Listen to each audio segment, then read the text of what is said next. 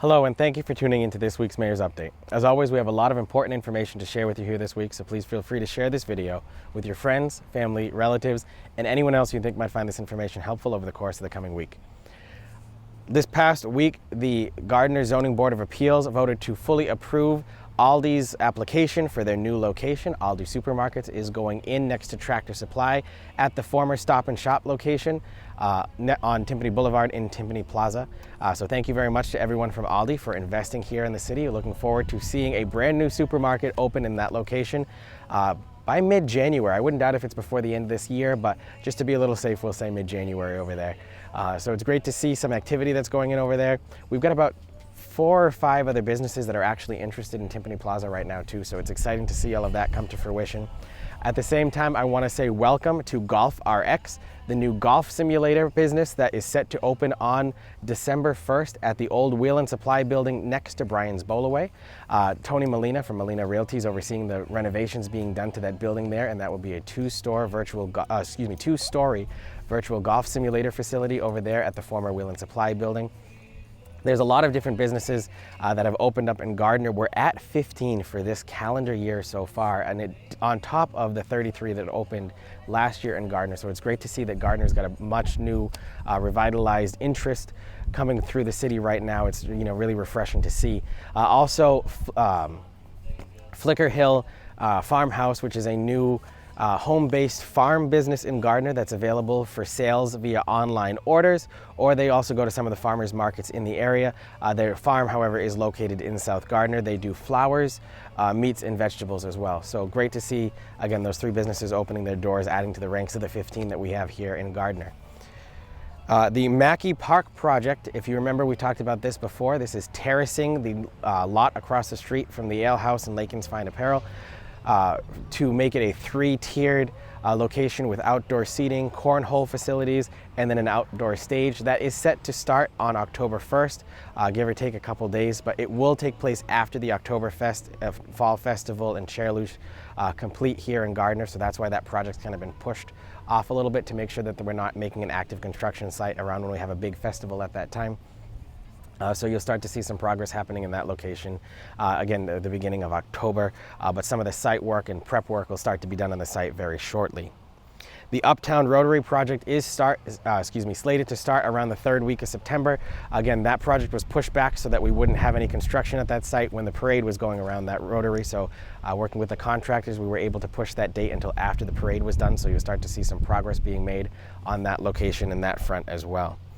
A couple of our infrastructure projects are moving forward. The sidewalk project on Lawrence Street has come to a full completion. The sidewalks and crossing ramps have been fully installed and paved, and the grading work is completed, and the loam and seeding of the areas around those sidewalks have also been completed as well. So thank you very much to Matt Moore and Gilbert Gravel from our DPW for the work that you did in really getting that project completely done from start to finish over on Lawrence Street. Additionally, all of the tree work has been completed over on Park Street and Eaton Street. Very shortly, we'll start to see the new guardrails being installed on that location, and once the guardrails are finalized, we'll get the final coat of pavement done again over on Park Street and Eaton Street on the outer side of the Gardner Municipal Golf Course connecting Park Street to Green Street. So that should be done by the end of September as well. We have put in our Chapter 90 reimbursement request with the Commonwealth for the work that was done over on Partridge Street in South Gardner. Once that reimbursement comes in, our crews will head over to Keys Road for the next stop on our paving program for this year. So Keys Road will be completely reclaimed, so that means completely pulverized, redug up, and a brand new road constructed from foundation up will be done in the greater Keys Road area, beginning with Keys itself. So you can expect that to start sometime late September, early October in the fall season. Crews are currently also out on the intersection of Elm Street and Cross Street doing drainage repairs in that section of the area, that section of the city, just because we do get some complaints there about flooding when we get heavy rainfalls. And then during the nighttime, you'll start to see crews from the DPW out doing line painting across the city. It took several months due to a shortage in paint supply for us to get our paint shipment here in Gardner. However, crews are out painting the lines across the city, crosswalks, the yellow median lines, the white side lines on streets. All of that will be done around the city coming up soon, beginning with the areas closest to our schools, and then newly paved roads, and then any roads after that. We'll start to see work done in terms of painting. So again, thank you to Doug Monroe and his crew over in the Lines and Signs division of the DPW for getting all of that done there too. There's been a lot happening in the city, and our DPW, though short-staffed, is really doing a lot of work around the city to help make the area look a lot better.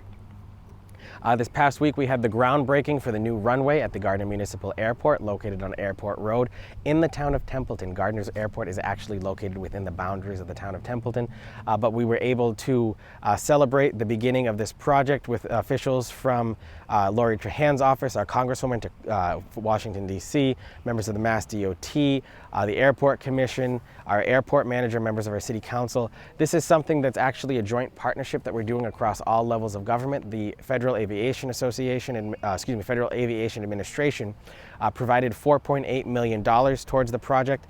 The Department of Transportation and the Commonwealth provided an additional $250,000 for that, and then the city kicked in a little bit as well. When you split it out, the federal government covered 90% of the project, the state covered about 7.5%, and then the city covered the remaining 2.5% of that.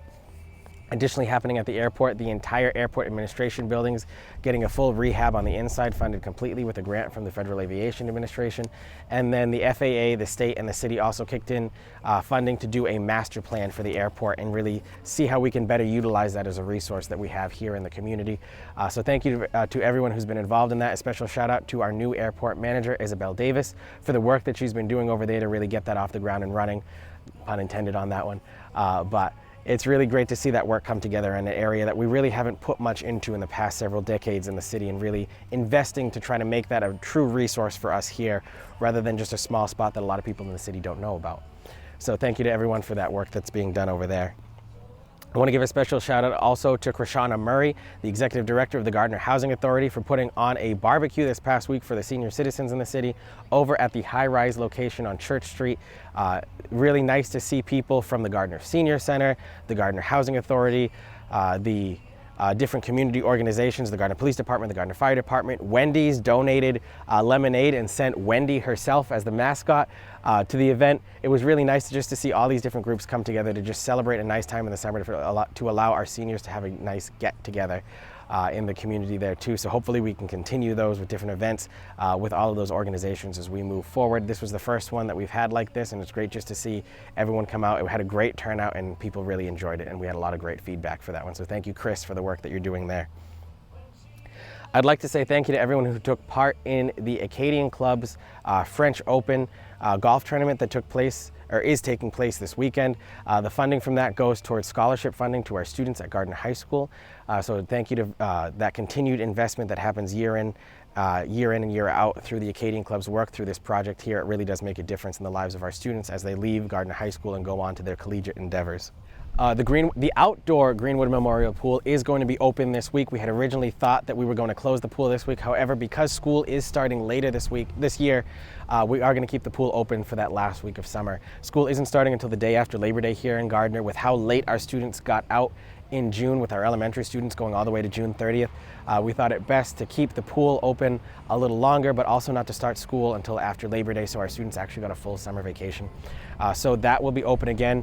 We had intended to reopen the spray park here at the pool facility. However, with the new filtration system that got installed, because as you remember in a couple of these updates, the City Council approved the almost $85,000 to put a brand new filtration system here, that then we had to close the pool after that filtration system was done being installed because of the incident we had with the glass goggles that got shattered in the water, and then restarting the system back up again and everything like that. We just simply didn't have time to then reopen the facility for the spray park that's already been winterized, just to have it open for a week, then to just re-winterize the system and drain everything again so that the pipes don't break once the ground freezes and everything like that once the season is done.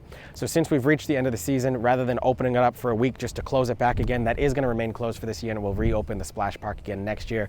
But we did do a check of the system. Everything appears to be working, everything appears to be fine, so that should be back up and running again next spring.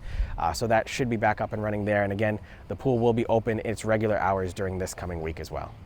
We want to remind people that the Centennial Celebration Parade is taking place on Sunday, September 17th, with the parade stepping off at 1 p.m. at the Big Chair on Elm Street, going around the Uptown Rotary, down Central Street, Park Street and ending at Waterford Street School. It's kind of neat to begin the parade at the big chair as an ode to our history, and then ending it over at the future community center at Waterford Street Elementary School, the former Waterford Street School. It's for the Waterford Street Community Center, kind of starting with the past and moving our way to the future. We've got about 100 acts that are planned for that, ending with the University of Massachusetts Minuteman Marching Band, a band of 350 people this year, who will then bus from the end of the parade back up to Watkins Field at Gardner High School, where they'll be putting on a free field show for anyone who wants to get involved. The music for this year includes several classics because it's actually the UMass Minuteman Marching Band's 150th anniversary that the band has been in existence as well. So they're doing, hits that they've done throughout their history as a band. So that will be again at Watkins Field following the parade. My guess is about 3 o'clock in the afternoon. At Watkins Field, there'll also be food provided as well through the Massachusetts Suicide Prevention Task Force, free of cost for anyone who'd like to attend that event as well. So it's going to be a great time for everyone involved. And then the week after the parade, with just a reminder again that on Saturday, September 23rd, the citywide yard sale will be taking place. Information on that can be found on the city's website and social media platforms, or you can contact Julie Mazza, the organizer of this private event that the city is partnering, just to get the word out to people to let you know that that is happening that weekend. And then the week after the yard sale, we have our annual Fabulous Fall Festival, Oktoberfest, and Chairluge. So it's going to be a really jam-packed month in the month of September, but we've got a lot to look forward to. A reminder that Thursday, August 31st, beginning at 5 p.m., we have the annual International Overdose Awareness Vigil at Monument Park, followed by a Luminaria service at Gardner City Hall. So thank you very much to the AED Foundation, Alyssa's Place, and Gamma for putting on this event every year to remember those that we've lost to the disease of addiction, and really have a sense of hope as we move forward to really partnering with these resources in the community and making sure people know that if they're in these situations that they have people who are there for them and that they can reach out to. So thank you to Michelle Dunn in particular, but everyone else who's been involved in making this event an annual event for us here in Gardner. Now, you're probably wondering why I'm standing here with the former indoor Greenwood pool behind me. I want to give a special shout out to Lieutenant Governor Kim Driscoll and Secretary Ed Augustus from the new Executive Office of Housing Livable Communities, who came out to Gardner on Friday the 25th to announce this year's round of Community Development Block Grant funding.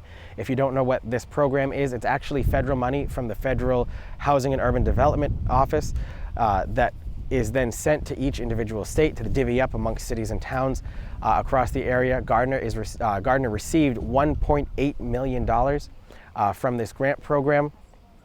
That's going towards the demolition of this pool building behind me, the construction of a new pavilion, the demolition of the Rome building at the corner of Main Street and Willow for redevelopment of that intersection, the downtown Phase 4 infrastructure improvement project that's going towards new sidewalks and lighting fixtures around Lafayette Square.